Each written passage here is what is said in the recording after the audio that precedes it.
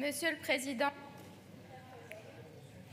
permettez-moi de vous rappeler quelques principes édictés par la Convention relative aux droits de l'enfant. La famille doit recevoir la protection et l'assistance dont elle a besoin pour pouvoir jouer pleinement son rôle dans la communauté. Et les droits et libertés de l'enfant s'appliquent sans distinction aucune, notamment de race, de couleur, de sexe, de langue, de religion, d'opinion politique ou de toute autre opinion, d'origine nationale ou sociale, de fortune, de naissance ou de toute autre situation.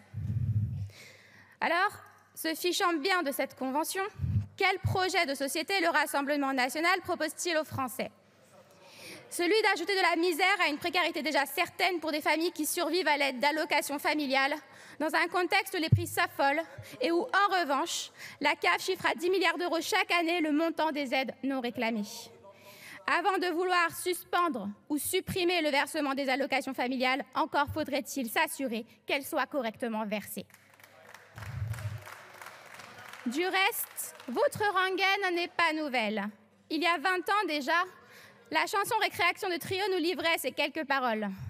Et ouais, on prend des décisions.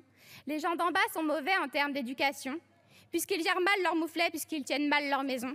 On va leur sucrer les allocations.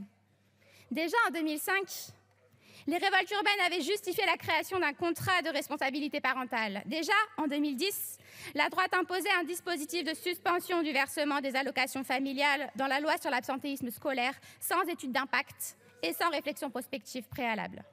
Un rapport du Sénat sur son abrogation estime que rien dans les statistiques disponibles ne suggère que ce dispositif ait été efficace. La Caisse nationale des allocations familiales a quant à elle mis en lumière l'échec de la mesure. Quand comprendrez-vous que les mesures de sanctions appliquées à l'encontre des prestations familiales sont inefficaces et indignes, et qu'il est absurde et irresponsable de vouloir infliger une triple peine? Faut-il rappeler qu'un enfant qui entre en conflit avec la loi, c'est un enfant en danger? Faut-il rappeler que les services de la protection judiciaire de la jeunesse ou de l'aide sociale à l'enfance, pour ne citer que, n'ont de cesse de réclamer des moyens? Faut-il rappeler que c'est la politique ultralibérale qui a dégarni nos services publics, nos écoles, nos hôpitaux, éloignant toujours plus les familles de services de proximité et les rapprochant toujours plus de la précarité? Vous n'avez eu de cesse de demander le retour de l'autorité de l'État, mais qu'en est-il de sa responsabilité et de ses devoirs envers les enfants qui composent notre nation?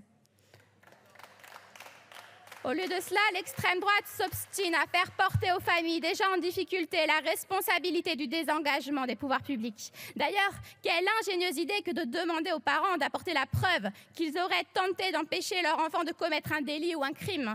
Peut-être que messieurs et mesdames du RN ont prévu de nous expliquer s'il faut envoyer un texto à son enfant chaque jour pour éviter une fugue, s'il faut filmer son horaire de retour au domicile ou encore placer à son insu des caméras dans son manteau.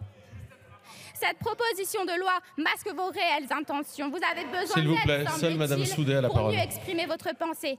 Peut-être manquez-vous de courage pour formuler clairement votre projet qui aurait dû être intitulé « Proposition de loi visant à stigmatiser les enfants des quartiers populaires ». Car ce qui vous rebute, ce sont les familles précaires, les familles des quartiers populaires. D'ailleurs, vous n'avez que faire du pouvoir d'achat et avez toujours refusé d'augmenter le SMIC. Auriez-vous les mêmes idées à proposer pour taxer les parents ultra riches dont les enfants commettent un crime ou un délit? Vous poursuivez votre traque à l'encontre de parents que vous jugez démissionnaires. Mais combien de parents inquiets ont tiré la sonnette d'alarme?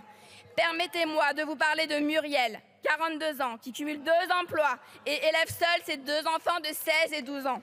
Elle a sollicité l'aide sociale à l'enfance car elle craint que sa fille aînée ne continue de fuguer.